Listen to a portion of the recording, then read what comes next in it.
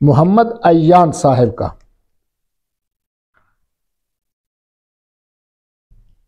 इनका सवाल यह है कि नबी करीम सल्लल्लाहु अलैहि वसल्लम की नमाज जनाजा किसने पढ़ाई थी। ये बड़ा ही अहम सवाल है।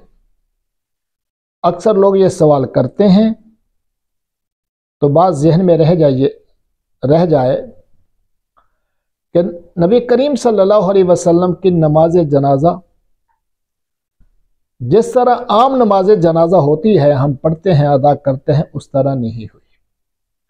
नबी करीम सल्लल्लाहु अलैहि वसल्लम की नमाज जनाजा सिर्फ दुरूद व सलाम की शक्ल के अंदर हुई है।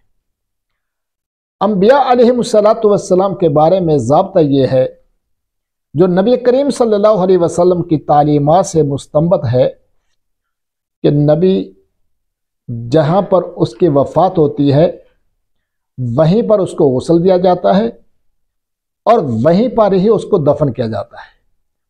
वफ़ात के बाद उस जगह से कहीं निकाला नहीं जा सकता, कहीं ले जाया नहीं जा सकता। इसलिए इमामुल अंबिया मुहम्मदुर रसूलुल्लाह सल्लल्लाहु अलैहि वसल्लम को वफ़ात आई है अम्मा आयशा रज़ी अल्लाह ताला अन्हा के हुजरा मुबारका में। वहीं पर गुस्ल दिया गया, वहीं पर दफन किया गया और उस हुजरे में ज़्यादा आदमियों के आने की गुंजाइश नहीं थी।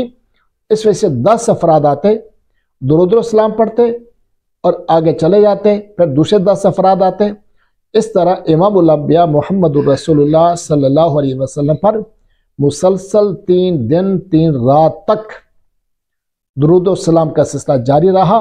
यही इमामुल अंबिया मुहम्मदुर रसूलुल्लाह सल्लल्लाहु अलैहि वसल्लम का नमाज जनाजा था। जिस तरह हमारे जनाजे होते हैं, हम जनाजे अदा करते हैं, इस तरह रसूलुल्लाह सल्लल्लाहु अलैहि वसल्लम का जनाजा अदा नहीं हुआ।